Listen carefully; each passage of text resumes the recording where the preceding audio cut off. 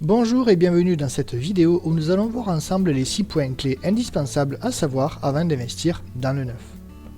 Depuis plusieurs années, l'investissement immobilier est considéré comme le placement préféré des Français. Ses avantages sont nombreux et comprennent la stabilité, la rentabilité ou encore la défiscalisation.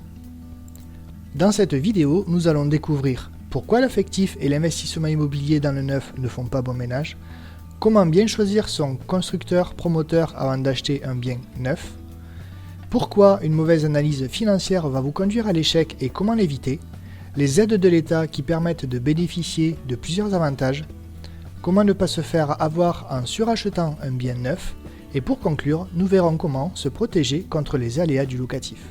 Mais sans tarder, n'hésitez pas à vous abonner à la chaîne et à télécharger votre guide « Les clés de l'investissement locatif » en cliquant sur le lien situé sous la vidéo.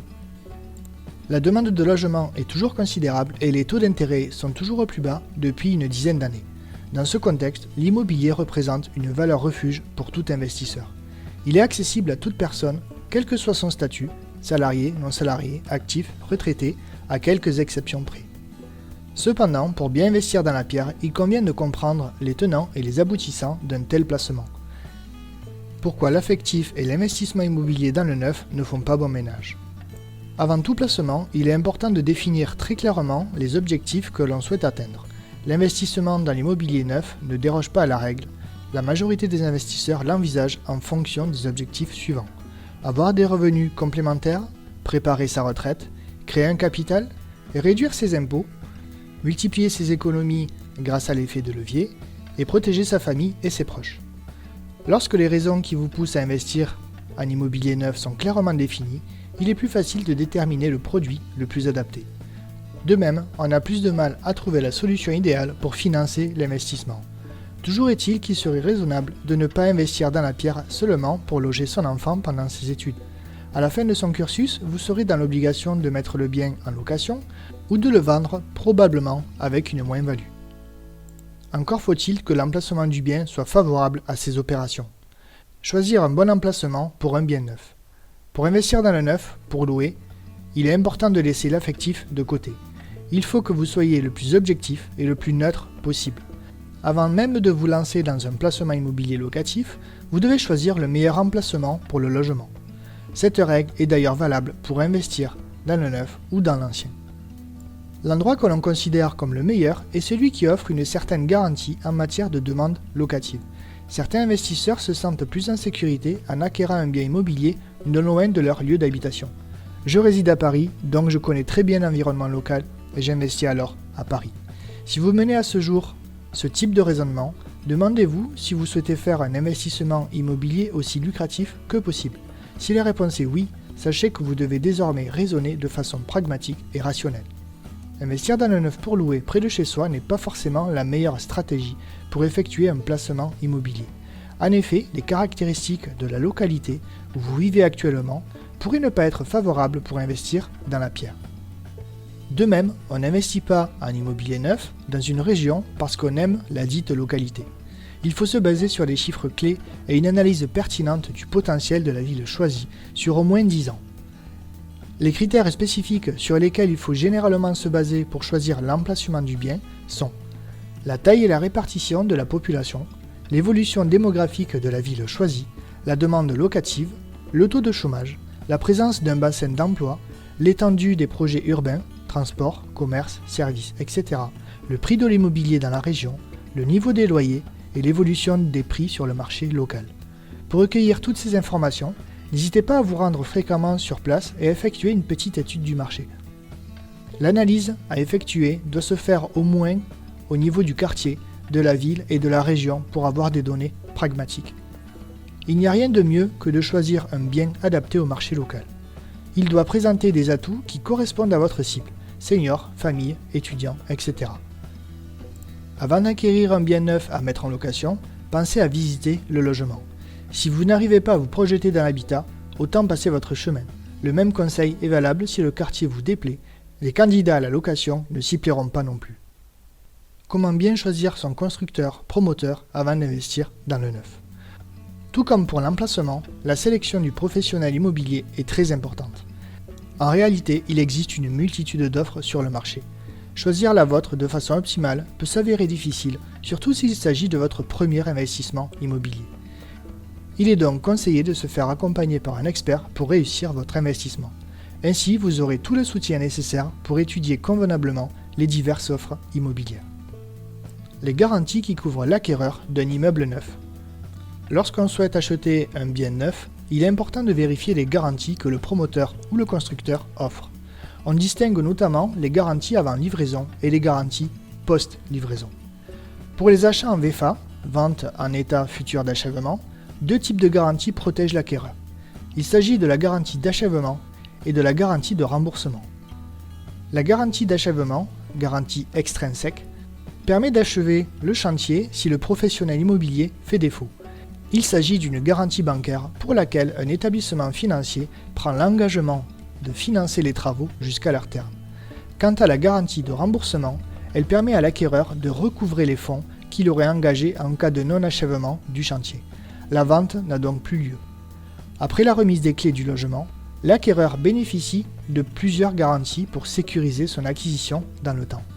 On peut citer par exemple la garantie du parfait achèvement, elle protège des non-conformités, la garantie des vices apparents, elle couvre les défauts visibles par un non-professionnel et des malfaçons, la garantie biennale, garantie de bon fonctionnement, et la garantie décennale, qui couvre l'acheteur des éventuels vices cachés sur une décennie.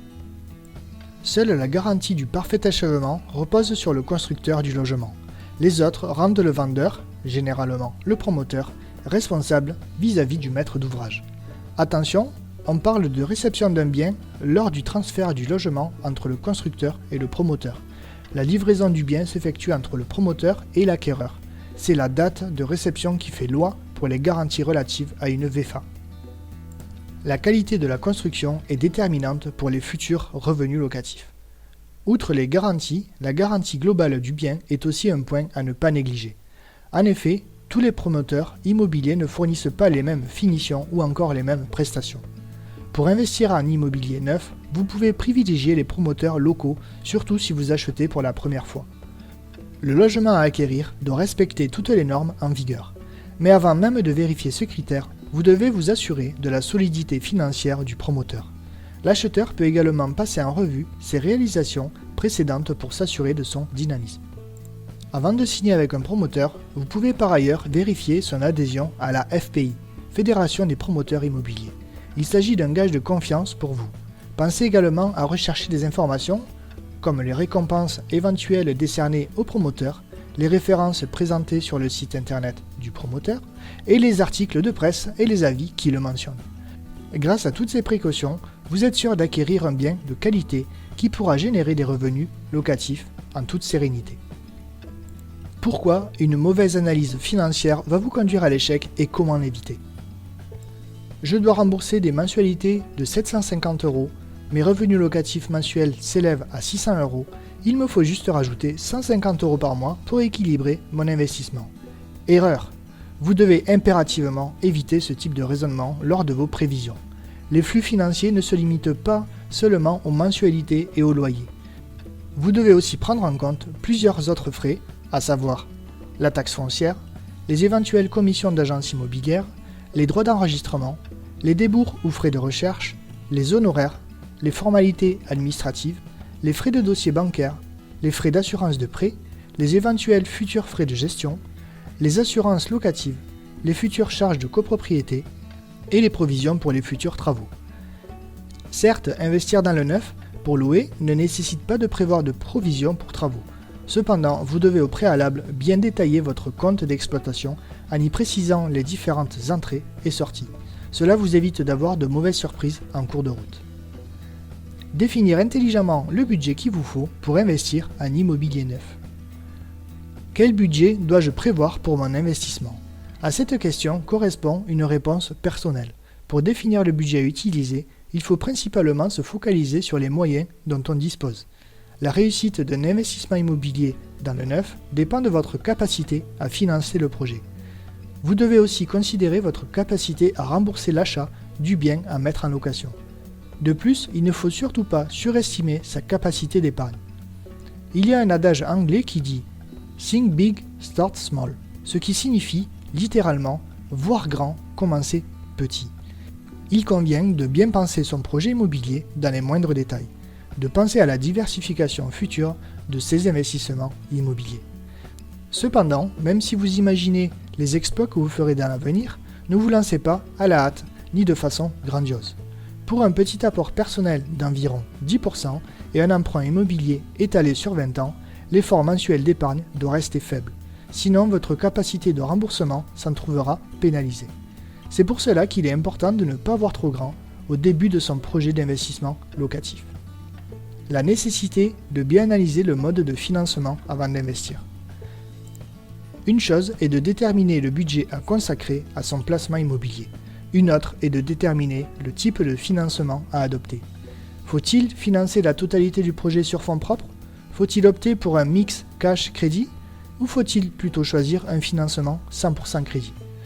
Vous devez prendre le temps d'étudier avec minutie les différentes possibilités qui s'offrent à vous en fonction de vos moyens. Ainsi, il est facile de déterminer la solution la plus adaptée. Cependant, on constate aujourd'hui que de nombreuses personnes sont tentées d'injecter une bonne partie de leur épargne pour investir dans du neuf. Ce n'est pas nécessairement la meilleure des choses à faire. De nos jours, les taux d'emprunt sont historiquement bas. C'est donc le moment de s'endetter au maximum pour investir. Utiliser uniquement ses fonds propres pour investir, pour louer, peut être considéré comme un non-sens économique. Concrètement, les loyers perçus d'un investissement immobilier financé sur fonds propres sont réintégrés aux revenus globaux. Ils sont alors soumis aux prélèvements sociaux ainsi qu'à l'impôt sur le revenu. Ces prélèvements fiscaux viennent massicoter le rendement global de l'opération. Dans le même temps, les intérêts d'emprunt sont déductibles dans la limite des revenus fonciers de même nature. Ainsi, quelqu'un qui finance son investissement immobilier dans le neuf avec un prêt bancaire peut déduire de ses revenus locatifs la totalité des intérêts. Du coup, les impôts sur le revenu foncier connaissent une forte baisse. Ajoutez à ça le niveau scandaleusement bas des taux d'emprunt et vous comprendrez que de se priver d'un prêt hypothécaire est très maladroit. Mais quelle sort faut-il réserver à l'épargne que vous vouliez utiliser pour investir alors dans le neuf? Vous pouvez facilement la valoriser à un taux intéressant, par exemple en la plaçant sur un fonds euro. Outre la détermination du type de financement, vous devez également étudier d'autres paramètres. Que choisir entre un crédit amortissable et un crédit in-fine? Quelles sont les modalités du différé d'amortissement? Et est-ce un différé total ou un différé partiel? Les aides de l'État qui permettent de bénéficier de plusieurs avantages. Pour investir dans le neuf pour louer, il est important de penser aux aides de l'État. La liste de ces aides est assez longue. L'aide la plus plébiscitée aujourd'hui est la loi Pinel. La loi Pinel est un dispositif de rabais de la facture fiscale qui permet de bénéficier jusqu'à 21% de réduction d'impôts. En pratique, il faut s'engager à louer le bien sur 6, 9 ou 12 ans pour bénéficier d'une réduction proportionnelle d'impôts de 12, 18 ou 21%. Pour obtenir ces avantages fiscaux, vous devez néanmoins respecter certaines conditions. Elles se rapportent notamment au secteur géographique dans lequel se situe le bien. Cependant, il faut aussi respecter les plafonnements indiqués pour l'investissement, ressources du locataire, loyer et prix du bien. N'hésitez pas à télécharger notre guide spécial Pinel Toulouse en cliquant sur le lien situé sous la vidéo. Il existe aussi d'autres dispositifs qui permettent de défiscaliser dans le neuf. On peut citer par exemple la loi Censi-Bouvard, le statut de loueur meublé non professionnel, LMNP, le statut de loueur meublé professionnel, LMP, le prêt à taux zéro, le prêt social location accession, PSLA, et la TVA réduite à 5,5%. Comment ne pas se faire avoir en surachetant un bien neuf? Bien souvent, beaucoup surachètent un bien immobilier pour ensuite le revendre moins cher. Il n'est pas rare de voir sur la toile des communications mensongères qui permettent d'appâter les investisseurs débutants. Il est donc important de ne pas se laisser séduire par les indicateurs alléchants de prix au mètre carré affichés sur un site internet improbable. D'autres vendeurs justifient la cherté de leurs biens par les gains potentiels que l'acquéreur pourra réaliser. Prenez le temps de vérifier la source, le bien fondé, ainsi que la pertinence des informations que vous dénichez sur internet. Se faire accompagner par un professionnel reste de loin la meilleure solution pour ne pas se faire berner. Vous pouvez par ailleurs vous servir du guide des valeurs vénales pour ne pas vous tromper lors de l'achat de votre bien. Ce document est édité par la Chambre des notaires de France. Il indique avec exactitude les prix moyens au mètre carré réellement pratiqués dans les principales villes de l'Hexagone. Comment se protéger contre les aléas du locatif? Toujours pour investir dans le neuf avec succès, vous devez avoir une vue globale des aléas locatifs qui peuvent survenir. La sécurisation des revenus locatifs que vous percevrez devrait être en réalité une priorité. Cette sécurisation des loyers à percevoir est d'autant plus importante si l'investissement immobilier est réalisé à crédit. En effet, dans ce contexte, vous avez une charge fixe à rembourser, que les loyers soient perçus ou non.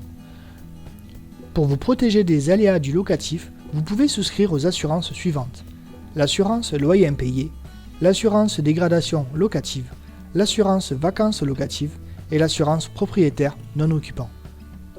Que retenir de cette vidéo sur les points clés à savoir avant d'investir dans le neuf?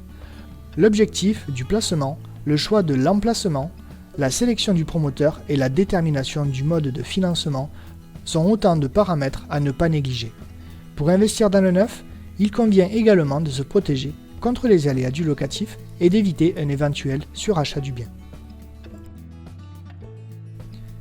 Merci d'avoir regardé cette vidéo. J'espère qu'elle a su répondre aux informations que vous vouliez trouver. Si vous l'avez aimé, n'hésitez pas à mettre un pouce bleu, à vous abonner à la chaîne et à la partager autour de vous.